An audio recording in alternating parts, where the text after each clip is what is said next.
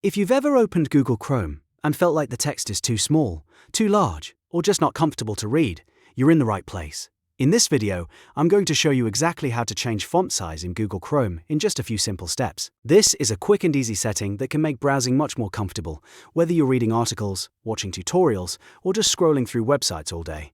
And if this video helps you out, make sure to hit that like button and subscribe for more simple tech tutorials just like this.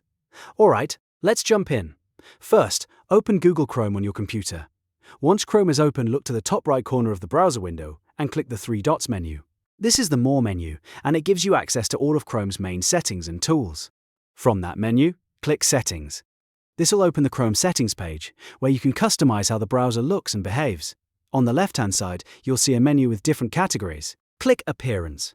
This section controls the visual style of Chrome, including things like themes and font settings.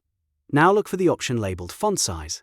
Next to it, you'll see a drop-down arrow. Click that arrow to open the available font size options.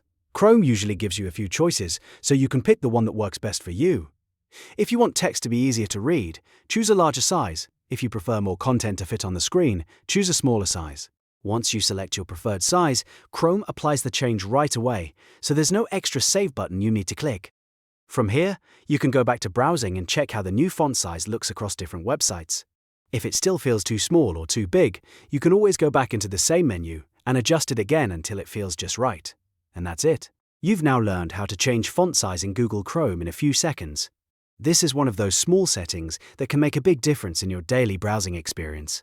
If this tutorial was helpful, don't forget to like the video, subscribe to the channel, and turn on notifications so you don't miss the next easy tech guide.